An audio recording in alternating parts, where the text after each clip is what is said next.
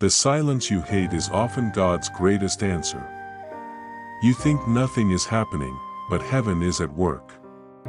You feel abandoned, but you are being shaped. You pray and hear no response, yet every second that passes is filled with divine intention. My friend, what if I told you that God's most powerful moves often begin in the moments that feel the most empty? What if I told you that silence is not God ignoring you but God preparing you? Isaiah 30 verse 15 declares, "In quietness and trust is your strength." You see, God often works in the quiet, not the noise. He shapes destinies in stillness, not chaos. And the answer you have been waiting for, yes, the one you've cried over, prayed over, and nearly given up on, is not delayed. It's being prepared. God is not slow in keeping his promises, 2 Peter 3 verse 9. He is precise. He is strategic. He is intentional. Every second of waiting is part of a larger plan. You may not see it, but he is weaving threads of purpose into every detail of your life. Just because you cannot see movement does not mean there is no progress. Consider a seed buried deep beneath the soil. It is silent, invisible, and forgotten by the eye. But under the surface, life is bursting forth. Roots are spreading, strength is forming, and a future harvest is being written in silence. You cannot see it yet, but in due time, it will break through the ground and become everything it was created to be. Galatians 6 verse 9 says, "Let us not grow weary in doing good, for at the proper time we will reap a harvest if we do not give up." The waiting is not wasted. It is working. God is not only preparing the blessing, he is preparing you to receive it. If he answered your prayer before your character was ready, the very thing meant to bless you could break you. If he opened the door before your foundation was strong, the weight of your calling could crush you. That is why he refines you before he releases you. Malachi 3 verse 3 says, "He will sit as a refiner and purifier of silver." A refiner does not destroy silver with fire, he purifies it.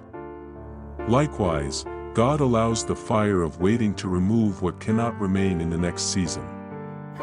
Waiting is not God's punishment, it's his preparation. You may think nothing is happening, but God is chiseling away everything that is not aligned with his plan. Think of a sculptor with a block of marble. To the untrained eye, each strike of the chisel looks violent, random, even destructive. But to the sculptor, every strike is precise and purposeful. He is not destroying the marble, he is revealing the masterpiece hidden inside. That's exactly what God is doing with you. Every delay, every disappointment, every closed door is a divine chisel in the hands of the Master. He is shaping your character, deepening your roots, and strengthening your faith so you can carry the weight of the glory to come. Romans 5 verses 3 to 4 says, "We rejoice in our sufferings, knowing that suffering produces perseverance, perseverance, character, and character, hope." Your waiting is producing something eternal. It's forming strength that cannot be shaken by circumstance. It's producing faith that does not depend on feelings. And it's planting hope that anchors you when storms rage. God's preparation happens in three unseen dimensions. First, he prepares your heart.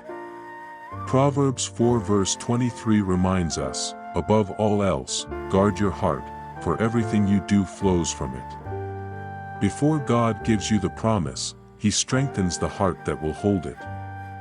This often means pruning relationships, shifting desires, or even breaking you free from unhealthy attachments.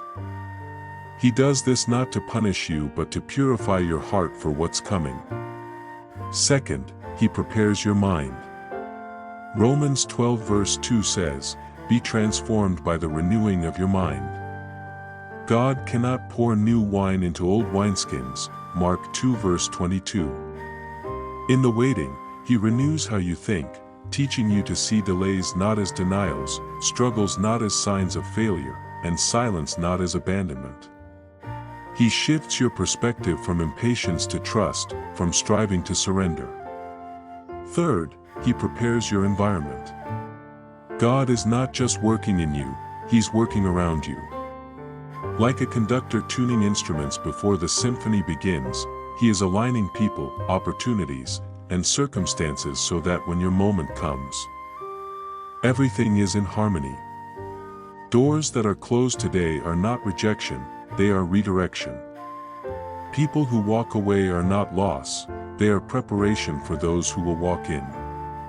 And seasons that feel like nothing are not wasted, they are the soil from which everything will grow.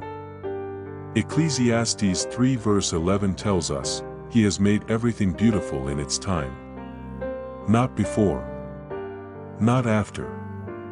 In its time. That means there is a divine appointment for your breakthrough. And if you are still waiting, it is because God is still preparing something better than you imagined. Imagine a stage before the curtain rises. Behind that curtain, lights are being tested, actors are rehearsing, and sets are being built. The audience sees nothing. It looks like nothing is happening.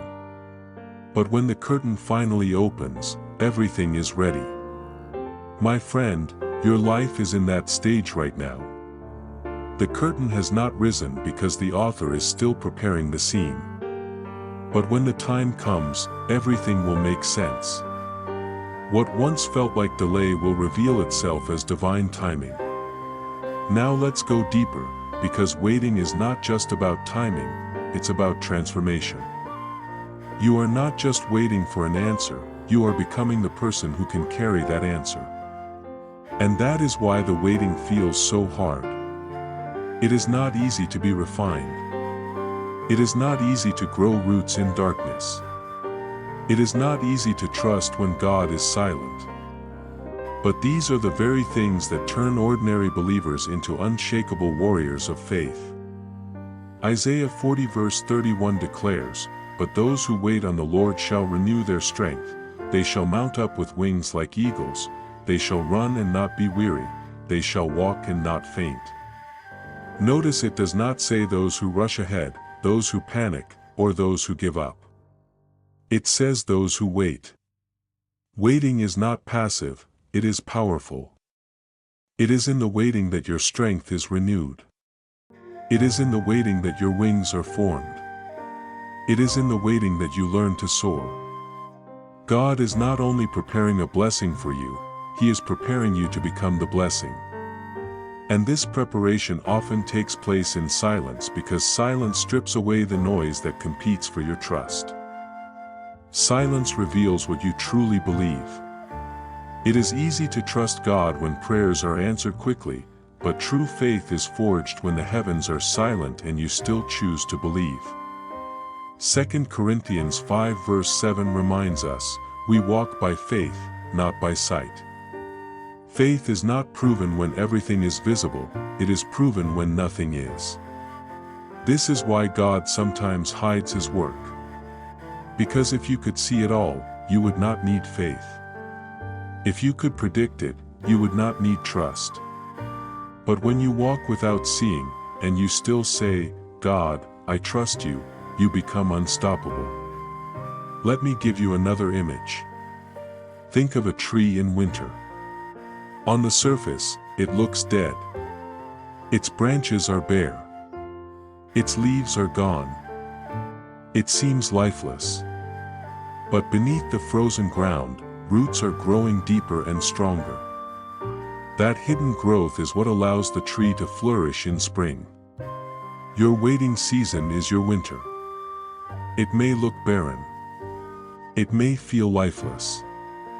But beneath the surface, roots are being established that will sustain the weight of the fruit to come. Psalm 1 verse 3 says of the righteous, they are like a tree planted by streams of water, which yields its fruit in season. In season. Not before. Not after. In its season. The fruit is coming, but first, the roots must grow. And here is something crucial.